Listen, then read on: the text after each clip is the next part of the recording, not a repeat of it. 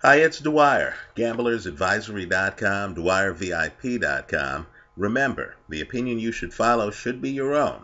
Just consider this video to be a second opinion from a complete stranger online. Well, let me say, the heavyweight division has just gotten a lot more interesting. Lucas Browne, a plus 200 underdog, delivered for us. More beer for us. Make sure to treat the bartender and friends well. Sprinkle the infield at the pub, right? Let me just say, too, this is the second heavyweight title fight in which a 2-1 or greater underdog has delivered for us. I believe my Tyson Fury Vladimir Klitschko video is still up. Congratulations to Australia. I know hardcore Australian fight fans know that they should have had other heavyweight champions, right? Peter Jackson, quite frankly, was a great fighter who, if he had a shot at the heavyweight crown, may have won it, right? Understand, Australia has a long history in boxing that goes back more than 100 years. Jack Johnson won his title in Australia, right? It's about time, quite frankly, that the world light in the heavyweight division shines on the country. And let me just say, Lucas Browne delivered all of that. Now, what I'm going to say isn't quite the public narrative on the fight. Let's talk about the public narrative on the fight, right? The narrative is that Lucas Browne is losing the fight. He's just a few rounds away from a loss, right? He's being outboxed by Ruslan Chagaev. Then, of course, out of left field, Chagaev gets a little bit sloppy on his front foot. Lucas Browne delivers a right counter. Chagaev is never the same. The world changes. When Chagaev gets up off the canvas, he doesn't have much left. Lucas Browne then goes over there and surgically takes him out. You know what? I saw the fight a little bit differently, and it's important. Because what matters to gamblers when you're handicapping fights going forward isn't the public narrative. Right? That matters in terms of assessing the odds. But understand what really matters is what actually happened in the fight, which could well be something different. Right? Let me just say this. You know, the press, God bless all of them, but there's a group mentality. People want to belong to the club. Right? So, of course, the press will sometimes reach the wrong conclusion. Right? You'll hear things like, Bernie Madoff is a financial genius. Right? Everyone nods in agreement. You'll hear that Enron has figured out things. Enron's a great company. Everyone believes all of that, right? You'll hear that central bankers know what they're doing. That Deutsche Bank is actually a savvy financial outfit and isn't one teetering on bankruptcy, right? It's only later that you start to piece things together. You realize Bernie Madoff is running a Ponzi scheme, right? Quite frankly, you realize that Enron was running a Ponzi scheme, right? You can piece together the rest. I don't want to get too deep here on central banking. Just figure out how, with all of the central banking moves, the world economy could still be teetering, could still have a debt crisis. The word bubble is not strong enough. Now let's talk about what actually happened in this Lucas Browne, Ruslan Chagaev fight. Now, it's impossible to separate out politics from boxing. It's impossible. Anytime you have judges sitting around trying to subjectively grade a boxer's performance each round, you're going to have a lot of subjectivity. You're going to have too much discretion there. Right? Now, anytime, in my opinion, you have a country that's having some political crisis, is facing some national issue, has some uncertainty, right? When you're in that environment and the home country fighter is a charismatic guy who's had success in the past, who people have rallied around in the past, who symbolizes what's happening locally. And if that fighter's on their front foot and they're active in the fight, it's going to be very hard to beat that guy on points. Right? Put another way, right now in the United States, if there were a heavyweight title fight held right after a, Donald Trump political rally, where you have a bunch of Trump supporters in the crowd, right? If you then cleared the stage, brought on two boxers, and had them have a heavyweight title fight, I'm just telling you that the American fighter, especially if that fighter was a two-time heavyweight champion, right? That American fighter is going to get credited with a lot of rounds that he might not have won, right? So, this fight, the local fighter is Ruslan Chagaev, right? Ruslan Chagaev is on his front foot. He's pumping a jab. The crowd is a very heavily local crowd. They know Chagaev. They know their country's history. They know that a lot's happening in the Ukraine.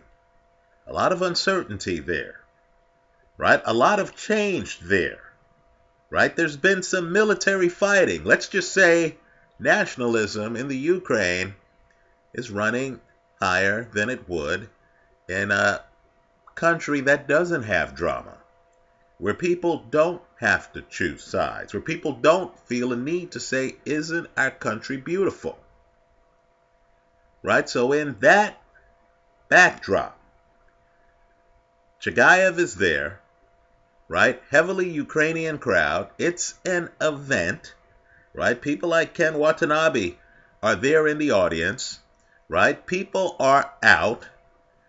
Their champion is the incumbent, right? Then you have the opponent, the guy from out of town, out of the country, the 2-1 underdog, Lucas Browne. Now forget the public narrative. I'm just telling you that if these two guys fought this fight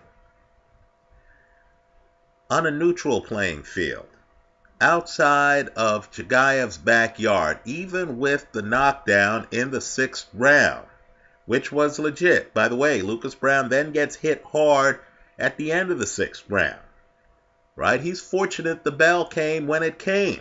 Had that round lasted another 30 seconds, who knows what would have happened. But even with the 6th round, I'm just here to tell you in this very high level heavyweight match, right? Very high level. I'm just here to tell you that Lucas Browne was winning the fight. Now I know not a single judge scoring this contest had Lucas Browne winning the fight.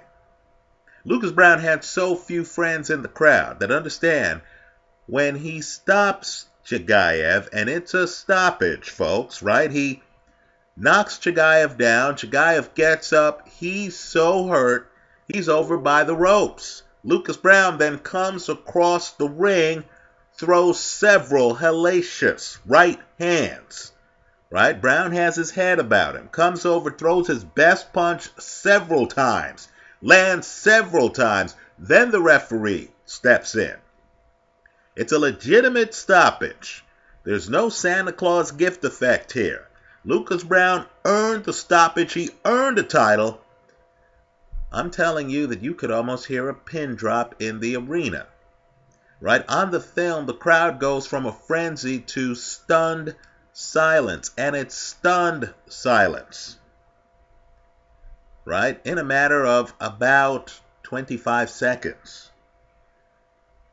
Right? Let's talk about, though, what happens before the knockdown. Understand, Lucas Browne, the bigger man here, is fighting a southpaw. Ruslan Chagaev is a lefty. That's going to be more complicated, right, from a talent perspective. Right? Chagaev's a lefty, very skilled inside the pocket, extremely skilled. Right? That's going to be more difficult a fight than most. Now, for people looking at other elite heavyweights, Luis Ortiz is a lefty who's extremely skilled in the pocket, right? Ruslan Chagaev comes out. He's shooting a great-looking jab. He's trying to jab his way in. It's the bigger man, Lucas Browne, who comes out from the opening bell of the first round on his back foot. And he has quite the back foot game. Right? It's a back foot game where he's not even pumping a jab that often. Right? He's on his back foot, moving laterally, waiting for openings to develop. Now, let me just say this. If you're handicapping the heavyweight division, and we could disagree, I'll just tell you where I stand. As you look at the first round and you look at Lucas Browne's back foot game, you understand, at least I feel I understand, that he has portions of his game that the two guys who are about to get it on in the UK, Anthony Joshua and Charles Martin, simply don't have. Right? Lucas Browne can move. He's athletic. He's a big guy with a back foot game who can move around the ring. He also has a front foot game. But for strategic purposes against this opponent, he understood there was a gap in foot speed. Right? Big gap. Lucas Browne comes out and he makes it an issue. Right? Now the crowd, of course, loves Chagaev. He's the Ukrainian. He's the local fighter. Right? As I said, when you're handicapping fights, think about what's happening in the country. Is nationalism running a little high? Is one of the fighters from out of the country? Right? Check both boxes here. So I know the judges probably saw Chagaev flashing a very good jab, coming inside, trying to hunt down the bigger fighter. Don't lose the visual. When a shorter guy is on his front foot, trying to hunt down a bigger guy, right? That's a visual that has a lot of judges saying, hey, I'm going to vote for, plug in the name, Joe Frazier, right? Omar Narvaez, right? Ruslan Chagaev, Dwight Braxton, right? But understand, as you're watching the visual, Lucas Browne is jumping in with tremendous counters. Lucas Browne is able to close the gap when he wants. He's even landing uppercuts. And keep in mind, land an uppercut, unless you're Carl Froch and can dial it in long distance, you really have to be up on the guy. Right? Lucas Browne is extremely coordinated. Now let me break with YouTube Nation. I read the comments to the videos. Many people said in the comments to the videos that Lucas Browne is too slow. That Lucas Browne doesn't have hand speed. Folks, I'm telling you that Lucas Browne, for a heavyweight, is faster than average. Right? What makes speed? Lucas Browne can throw off movement. He's moving, first of all. Right? That makes it a fast break game for a flat-footed opponent. He's moving. Then he's unpredictable. You don't know what he's going to be able to come in with. Right? Lucas Browne is the kind of guy who keeps you guessing. He's not moving and then just throwing a jab. No, he's moving. He can lead with power shots. He's a righty. He can lead with an overhand right. He can come inside, dip a shoulder, throw an uppercut. Right? He can come in, throw crosses, then get back out. To the people who left the comments to the pre-fight video saying Lucas Browne is too slow, please do us a favor. Educate me. Tell me what you're talking about. Right? Lucas Browne's hands are not that slow. There's a suddenness to his game. There's certainly a mobility to his game. Right? Now, let me say this too. The fifth round sums it up well. That's a good round both ways, right? Chagaev, who has an excellent short left hand, right? He's a southpaw. He's not a wild puncher. Understand, this is not a guy who throws punches like Charles Martin, who at times will throw a punch and will miss it by a foot. No, Chagaev is always in the neighborhood on shots, right? Very precise puncher. He has an excellent left hand. It's short. It's kind of like, Manny Pacquiao in terms of his ability to make it straight, right? Now, it's true. He has some success throughout this bout, landing that left up top. If you're handicapping fights, you're thinking Luis Ortiz, right? A southpaw who knows his way around the pocket, right? But think about the other guys in the heavyweight division, right? Deontay Wilder's a righty, right? Anthony Joshua is a righty. Lucas Browne successfully is dodging Chagaev's right hand, right? Do you feel, those guys would throw left hooks up front, not a straight left from a southpaw stance, right? So as you're looking at Chagaev's success with that left hand, understand other guys in the division don't have that set up in their arsenal, right? Let me say this too. If you want to see a great knockdown, and it's a great knockdown, this is a pro being tremendous, right? Look at the 6th-round knockdown. You're going to notice that Chagaev doesn't come in and throw a phantom punch. It's not a one-punch knockdown. He sets it up with a devastating right hand to Lucas Browne's ribs. In other words, he enters the pocket, he hits him in the ribs with a devastating right hand. And then as Browne is twisting to kind of respond to that, very quickly, Chagaev throws a very nice left hand up top that drops Lucas Browne.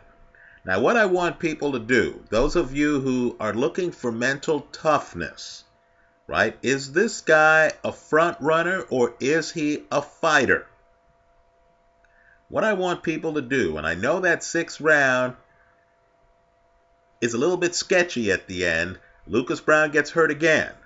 But understand, when Lucas Browne gets off the canvas, the first punch Lucas Browne throws is an uppercut.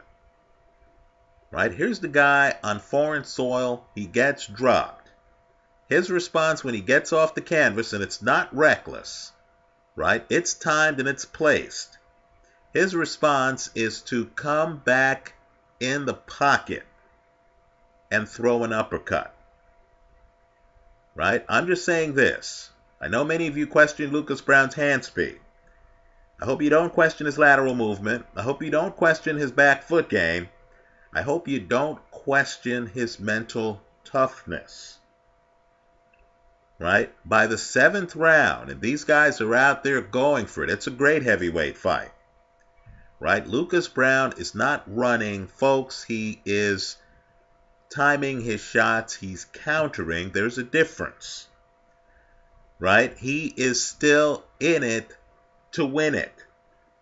Right? So, my takeaway on this fight is Lucas Browne is not going to face a guy this tough in the heavyweight division unless he fights Tyson Fury or Alexander Povetkin or Vladimir Klitschko.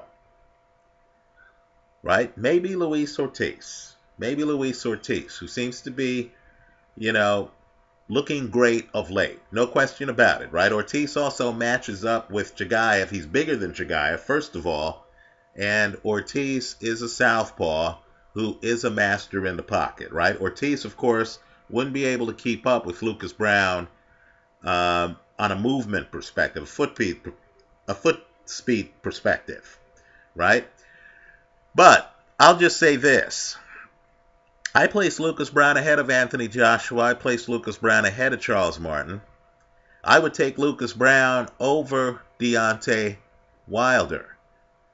Right? I believe against Wilder, Browne, who fights this fight outside in, would come inside on Wilder.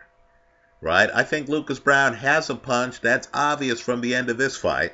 I would encourage people to look at Lucas Browne's destruction of Richard Towers if you doubt that he has a punch. Right? Lucas Browne has a punch, but Lucas Browne has a game to go with the power. This is a guy who wants to be great. He's not a guy with a fastball who shows up every fight just trying to throw the fastball. Here he comes in on his back foot. Right? In baseball parlance, he's throwing off-speed pitches.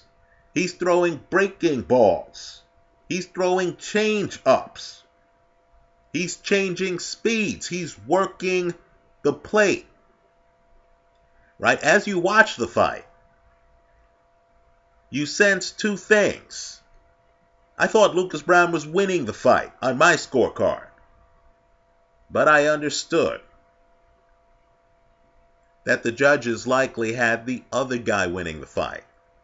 You understood in the 10th round that Lucas Browne, who had fought a tremendous fight to that point, even with the 6th round included, had to do something.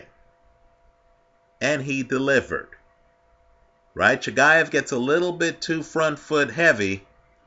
I want you to just check out the timing on Lucas Browne's right counter. That knocks Chagaev down. It's good stuff. This guy's one of the elites in the heavyweight division. I understand there are a lot of non-believers out there. Understand he just beat a guy who only lost to 2 men. Now let me say that's a little controversial because I would argue that he also lost to Kendo. But that wasn't how they scored the fight. But let's just say, and by the way, Kendo is the mandatory now for Lucas Browne. That's how controversial that Chagaev fight was. But officially, Chagaev only lost to Vladimir Klitschko and to Alexander Povetkin. Right? I placed those guys as 2 of the best in the heavyweight division. I believe the best heavyweight out there is Tyson Fury. Let's just say, though, that a lot is happening at heavyweight. Right? Styles make fights. Also, there are some talented guys who are right outside of the power grid right now. David Haye comes to mind. Right? Who I'm guessing, would probably be able to beat, in my opinion, Joshua and Charles Martin if he's still David Haye, right? 1 round in years isn't the kind of reassuring comeback that has convinced me he's still David Haye. But if you're looking for excitement, just understand you have different styles right now ruling the roost at heavyweight. You have flat-footed guys, right? Charles Martin has a share of the belt, right? You have an athletic guy who's flat-footed. He moves around the ring, but he's really flat-footed. Doesn't have the fluidity. That's Deontay Wilder. You have a guy who's late to the game of boxing, who has superior feet and can move around the ring and who's really a switch, but who has been down in fights. That's Lucas Browne. Right? You have a guy who can do it all, but who gets sloppy at times and who himself has been down in fights. That's Tyson Fury. Right? And, of course, you have the old master who doesn't have an inside game. Right? Vladimir Klitschko, but who has an aura about him after having ruled the heavyweight division for most, or at least, let's say, a third of the lives of the other contenders. Right? So guys show up. There's a certain aura. You look across the ring, you understand you're fighting history when you fight Vladimir Klitschko. Right? So, all I can say is excellent performance by Lucas Browne. This is career defining. I thought he was winning the fight without the knockdown, but I agree, when you fight a guy in the Ukraine during these times, right? And you're the guy who doesn't have the title. The hometown fighter has the title, and he is on his front foot. He is active, and he has knocked you down. I understand the judges' scorecards, at least the fact that they had Browne losing the fight. Tremendous 10th round. I almost felt like I was watching Buster Douglas, Mike Tyson, where Browne gets the knockdown, the crowd is flat, right? People are shocked, right? As you're watching it, you're saying, whoa, are they fighting in a studio here? What happened to the crowd? Did the audio on my TV go out? Then you realize, no. The crowd's as stunned as Chagaev was. Congratulations, Lucas Browne. Australia, you have a heavyweight champion. I hope Browne fights in Australia his next few fights. Force opponents to come to you. You've earned the title. It's yours. Let me also say this too. Understand a lot's happening in the heavyweight division outside the ring. Lucas Browne is promoted by Ricky Hatton. You have new energy. You have a boxing icon who's actually part of Lucas Browne's team. This is a different team than the other teams in boxing. And they now have a share of the heavyweight title. Right? Just expect to be surprised and entertained going forward. That's how I see it. I know many people disagree with me. If you had Chagaev winning on your scorecard, if you feel Lucas Browne got lucky, didn't win this fight on ring savvy, know-how, lateral movement, spacing, jumping in with uppercuts, jumping in with power shots, if you have a different take, then I hope you leave that take in the comment section to this video. Thanks for stopping by.